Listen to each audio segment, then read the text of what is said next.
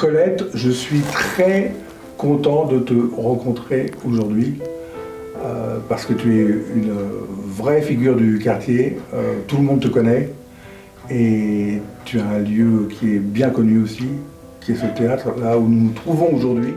J'ai toujours été dans le quartier. À l'âge de 10 ans, je prenais mes cours de violon chez Madame Schultz, 29 boulevard Sébastopol.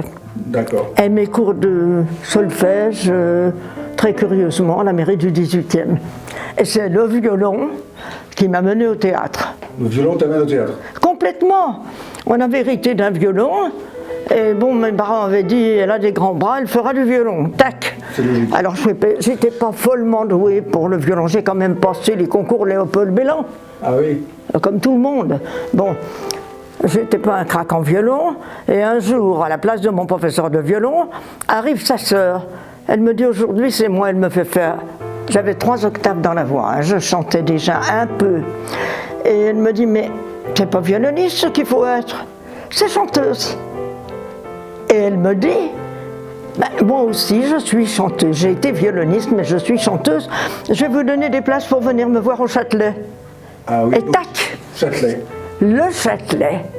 Alors depuis l'âge de 15 ans, une seule idée fixe, le Châtelet. Je n'y suis rentrée qu'en 53, attendons, de 53 à 55, mais j'y suis rentrée sur concours, hein, et j'adore ce théâtre où j'ai appris beaucoup de choses, où j'ai reçu une formation formidable, c'était le 1er arrondissement. Après 2 ans de tournée, je suis rentrée à la Comédie Française. Génial, génial. Comment est-ce que j'ai franchi le pas? Alors je vais te le dire, c'est très simple. Le chef un jour je reçois, j'en avais assez des tournées, je voulais plus chanter, Bon. pour des raisons personnelles. D'accord. Hein. J'avais envie de faire du théâtre pur, je m'étais inscrite dans un des 2 cours de Paris en me disant je remets tout à plat. Tac. Mais j'avais déjà une carrière hein, quand même, de chanteuse. Et là, je reçois un télégramme de Jolivet, de la Comédie Française, le chef d'orchestre, qui me dit on m'annonce une comédienne qui déchiffre à vue et qui, en somme, qui sait courir sur une scène. Ce ne serait plus le cas maintenant, mais c'était le cas à l'époque. Hein. Je vais auditionner, il me dit super, vous avez 3 octaves, dans 15 jours vous jouez dans le Bourgeois Gentilhomme. Je dis non mais attends, c'est une blague. Oui. Mais c'était pas une blague. J'ai joué dans le Bourgeois Gentilhomme, ben oui, l'affiche est là. Bah oui. Alors, j'ai donc démarré à la Comédie Française, où là j'ai profité des chances qui m'étaient offertes. C'est dans le premier aussi, il faut le rappeler. C'est aussi dans le premier. Et quelle chance aussi d'avoir une deuxième école aussi merveilleuse que la Comédie Française. Le régisseur général était le père de Michel Aumont. Bah oui. C'était des gens exceptionnels. Je suis devenue l'élève de la doyenne parce qu'on ne laisse pas passer une chance comme ça. Bah oui. On continue à travailler. On se dit, bon, j'ai des trous quelque part, bon, ben, je vais les combler. C'est tout. Et je suis restée 10 ans à la Comédie Française. Tu as fait plein de pièces là alors, évidemment. C'était merveilleux, mais c'était... Je ne sais pas, c'est comme au Châtelet, c'était merveilleux. J'ai toujours été heureuse dans mes grands théâtres, j'ai jamais eu de problème. Je n'ai eu qu'à me louer de tout ce qu'on m'apportait. Tout ce que j'avais à apprendre autour de moi. Donc à la Comédie À Française, tu as connu des grands comédiens, des grandes comédiennes qui étaient là aussi. Ah bah bien sûr, il y avait Louis Seigné, il y avait Jean Piat, il y avait Paul-Émile Debert. Tu as monté ta troupe, non? Oui, Oui. avec Jacques Lassalle. Alors je vais te dire en quelle année, ben, ça devait être en 58, 59. En 58, j'entrais à la Comédie Française. Génial. Et en 50, je rencontrais Jacques Lassalle, qui a été lui-même directeur, administrateur de la Comédie Française par la suite. Et là, on a monté un groupe pour jouer dans les écoles de la ville de Paris, où tout de suite j'ai eu les agréments d'État. C'est un gros apport, c'est merveilleux. Ah oui, là tu as vu des dizaines, tu as vu des centaines de J'en ai vu beaucoup, j'ai formé la fille de Jacqueline Dano, j'ai formé beaucoup de gens. Hein. Ma petite que je vois passer à la télévision sur la 6, là, ma petite, comment elle s'appelle, Amélie Etas, Ah oui? qui est dans une émission, mais avec ses yeux bleus et ses mains qui parlent. Et je la reconnais tout le temps, j'aimerais qu'elle fasse autre chose de plus drôle pour elle, mais c'est comme ça, c'est la vie. Ouais. En tout cas, elle vit de son métier. Hein, c'est ça. C'est ça ce qui est important, c'est qu'ils sachent comment s'en sortir. Bien sûr. Parce que la prise de parole est difficile, hein. C'est le plus important, convaincre les gens. arriver à les convaincre. Quels sont tes auteurs préférés maintenant? J'en ai plein, j'aime Victor Hugo, j'aime Racine, j'aime Molière, j'aime tous les auteurs. Mais je n'aime pas que les classiques. Ouais. Il y a des contemporains merveilleux. Hein. Par exemple, là, mon metteur en scène qui est ici présent au fond de la salle a décidé de me faire jouer Votre maman. C'est Jean-Claude Grimbert. C'est un contemporain, il est merveilleux, l'écriture est splendide. J'ai hâte de jouer cette pièce, j'espère. Le premier arrondissement, j'ai fait beaucoup de choses quand on était au Châtelet. Entre matinée et soir et le dimanche, on allait à Saint-Eustache. Bien sûr. C'était, bien sûr. Forcément, qui existe toujours. Ah, c'était un théâtre bien pensant. Ah oui, il y avait Monseigneur l'archevêque qui était partenaire. Ah oui. Incroyable. C'était comme ça. Mais toi, tu t'es installé pour habiter au Halles vers quelle année à peu près? À peu près, hein. Ça s'est trouvé peut-être en...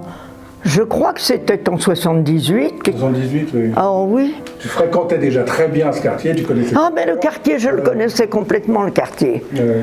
Mais vraiment complètement.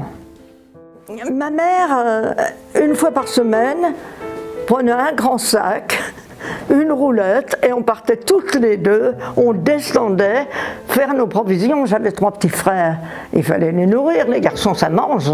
Hein. Donc cette ambiance formidable. Merveilleuse. Je vais te raconter une histoire, tu ne croiras pas. Ils étaient formidables les forains, mais formidables. Alors un jour, on arrive comme ça, et le charcutier dit à un moment, vous voulez à quoi, 1 mètre de boudin? Il me regarde, il me fait un sourire, il dit tiens, on voulait 1,50 m pour le prix d'1 mètre. Ça se passait comme ça. Ah oui. Tu comprends, c'est même pas pensable, les gens ne peuvent pas imaginer ce que c'était. Donc avec, j'imagine, plein de monde dans la rue. Mais non, plein de monde partout. Tu partais pas avec une botte de radis, tu embarquais 3 bottes ou rien du tout, hein, ils n'avaient pas que ça à faire. Ils partaient à 12h30, 1h. C'est ça. Je te dis, quand on avait matiné, nous, au Châtelet, elle me disait, les autres, elle me disait, vas-y, toi. Tu faisais des courses pour les autres, quoi, aussi. Un peu obligé. Bah oui. On était 3 par loge, c'était la dernière rentrée. Les autres, ils n'osaient pas trop y aller, c'est ça? Hein? Ils n'osaient pas trop y aller, les autres? Ben non, parce qu'elle savait que je tirais les prix. Elle me dit, c'est à Paleron. C'était vrai. Ah oui. Tu comprends? C'était vrai en plus. Hein. Oui. Mais je tenais le coup quand même. J'avais quand même ce qu'il fallait. J'avais une famille qui s'occupait de moi. Donc Châtelet, dans les années 50, forcément tu as connu les Halles. Oui. Il y avait quoi comme ambiance un petit peu là à ce moment-là? C'était exceptionnel. Tous ces marchands de bouche qui arrivaient, ces charcutiers, ces traiteurs, les marchands d'oignons, les cris dans la rue. Oui, ça criait beaucoup. Comme au Moyen-Âge. Vraiment, ouais. Comme au Moyen-Âge. Alors tu veux quoi là? T'es là, qu'est-ce que t'attends pour commander? T'attends qu'il n'y en ait plus? Comment tu vois là, parce que le quartier forcément il a évolué, il y a le centre commercial, le forum maintenant qui est là.